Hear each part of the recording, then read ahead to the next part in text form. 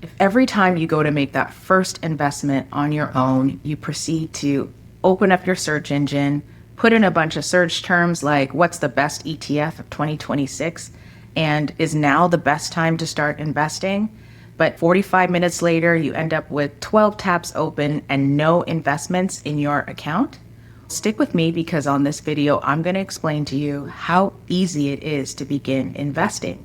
It's going to be like making a trip to the grocery store. You don't need to do any more research. What you need is an order of operations. A quick disclaimer, I'm a CPA and a trauma of money certified practitioner, but I am not a registered investment advisor.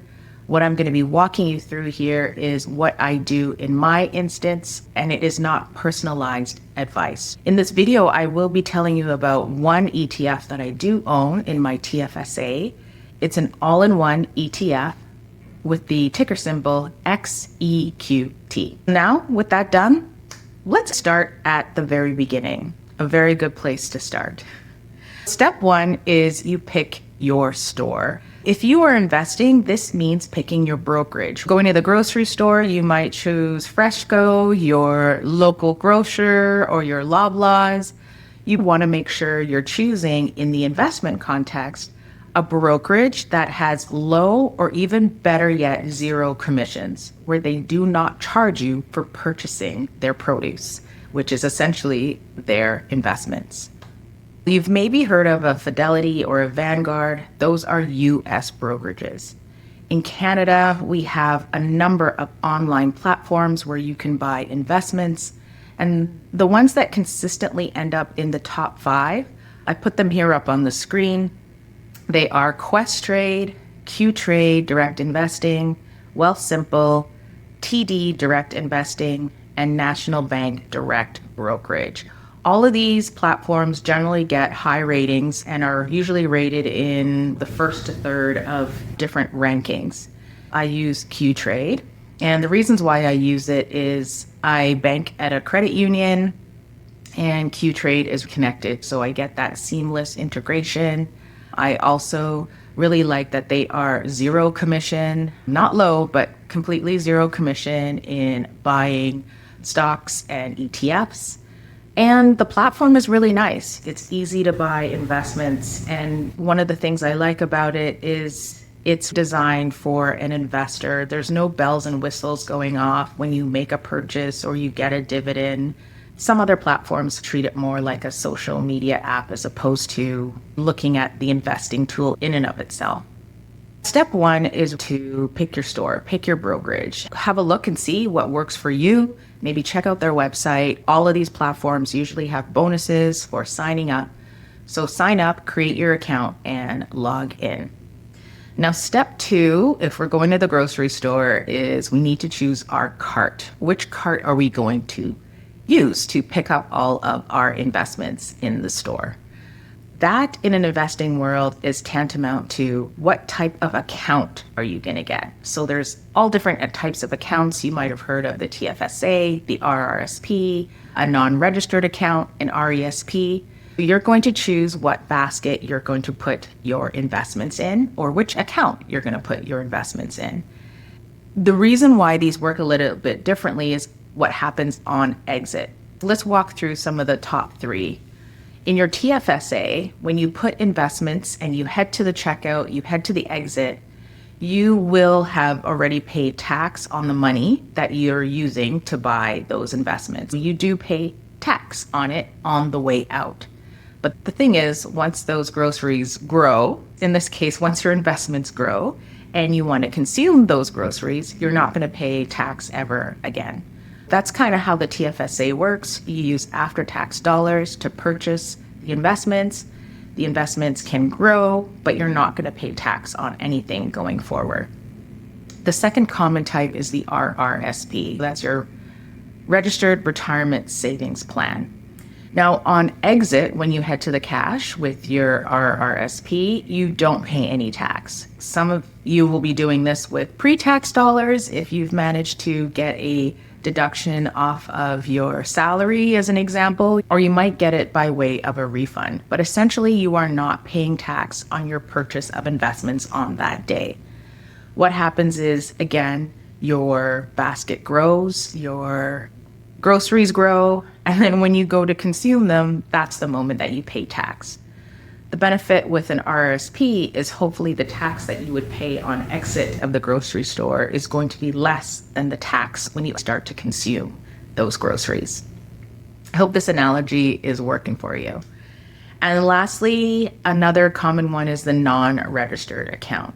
The non-registered account is you head to the cash and you do pay tax on the purchases you make.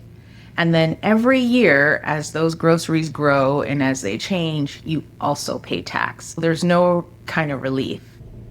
And just a little reminder how your investments grow.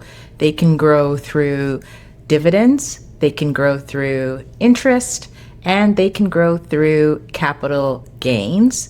And they can also lose by capital losses. That's the difference between what you paid and what you sell those investments for.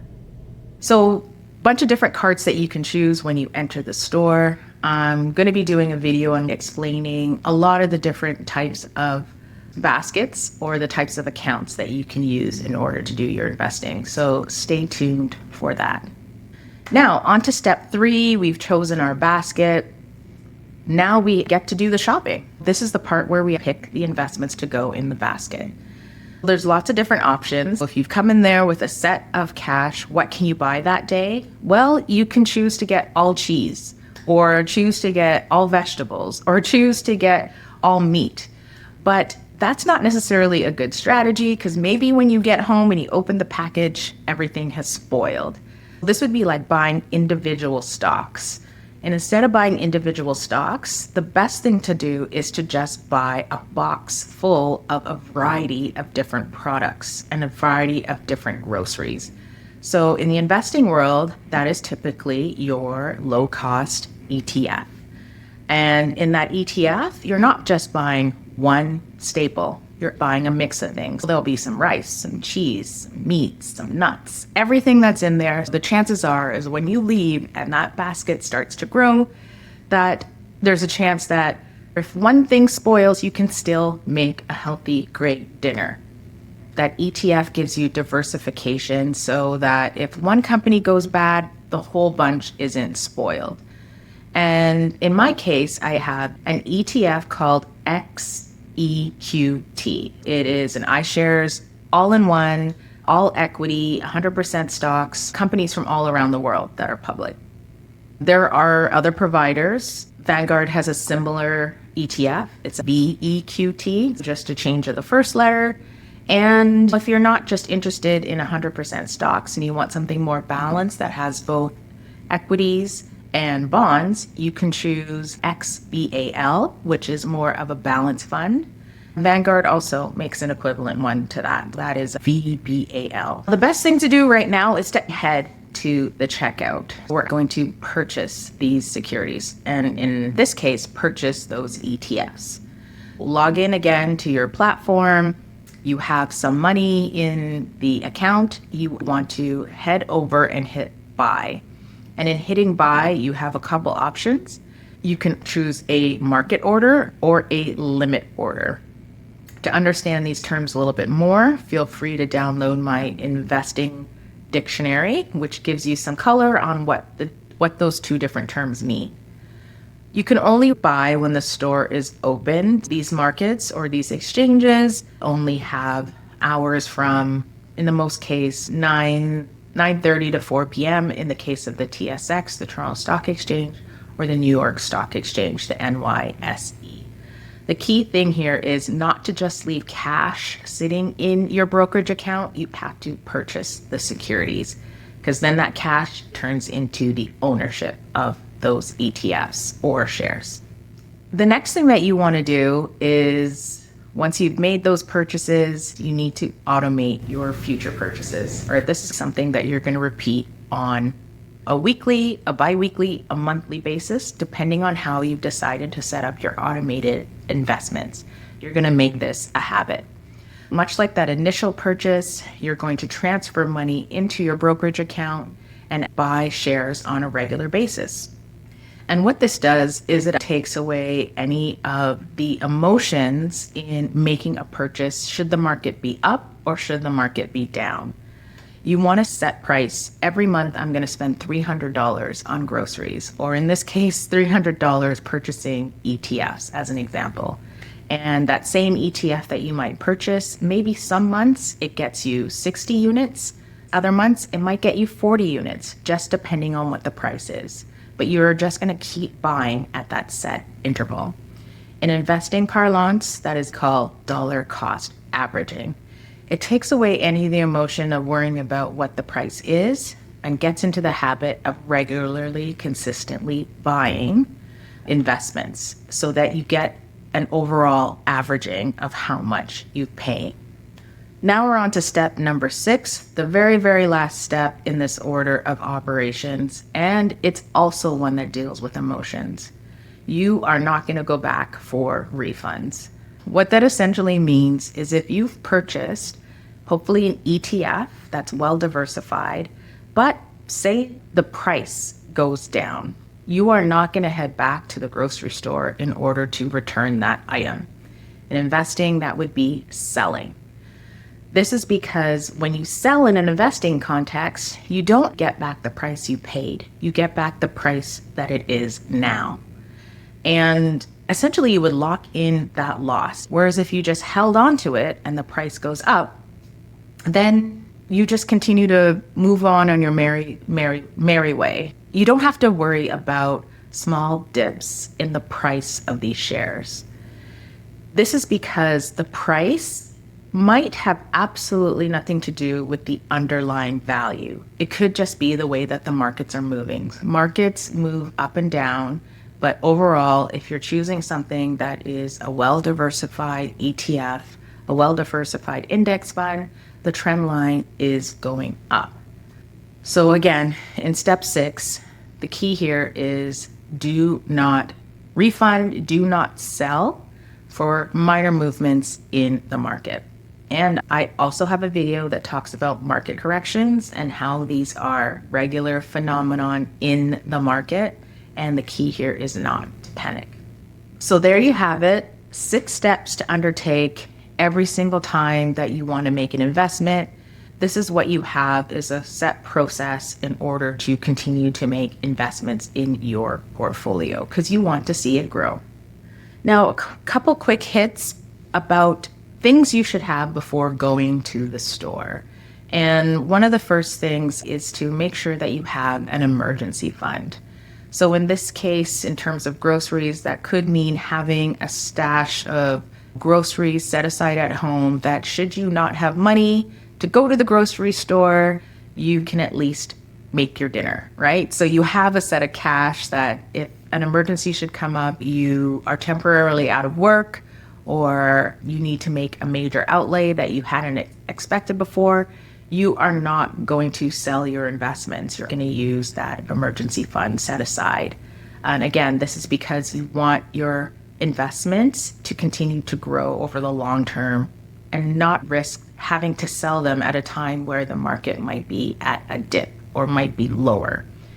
In general, I would say before you start moving more money to investing, have at least 3 months of either your living expenses, and if that feels too high right now, at least your rent or your mortgage, 3 months of whatever that amount is, set aside an emergency fund with a plan to grow it to 3 to 6 months of overall living expenses. Next thing to have before you head to that grocery store is to make sure you do not have a leaky fridge, because if you store your groceries in a leaky fridge, what's going to happen? Your groceries are going to spoil. What does this mean in investing parlance? It means make sure you've paid off all your high interest debt. High interest debt, credit card debt can sometimes be up to 28% per annum. And there are no investments that you can consistently get at that amount. And if there are people who say they are, they're probably lying to you. And light on the probably they are lying to you. So what you want to do is make a plan to pay off that high interest debt. And what that does is it increases your net worth. Investing and having high interest debt, well, the net effect is still going to be negative. So make sure that you don't have a leaky fridge before you go out and buy those groceries or buy those investments, pay off your high interest debt. So a little bit about where I am right now. A couple years ago, I realized I didn't have enough money in my TFSA. It wasn't something that I was using, and realizing that having a well-funded TFSA meant that there were way more options for me to optionally, early retire. Just a lot of different options that I could afford in my life with a well-funded TFSA. Earlier this year, I decided to make a concerted effort to invest in my TFSA. Every 2 weeks, I transfer some money out of my bank account, I put it into the brokerage account, and then on a monthly basis, I go and see how much cash is in there. And with the cash that's in there, I purchase more securities. I put a reminder in my calendar, I log in, create a limit order, and purchase additional ETFs. The other thing that I also do is I've set up a DRIP, or a dividend reinvestment plan, so that as those ETFs pay out dividends, it automatically purchases more shares. There's nothing I have to do on that point. And if you want to go a little bit deeper into the TFSA, I have a guide. The link is right here, leannehanaway.com/TFSA. And in it, it will talk about some of the mistakes that first-gen professionals might run into when they start investing in their TFSA. And with that, you've learned how easy it is to invest like grocery shopping. I will see you in the next video.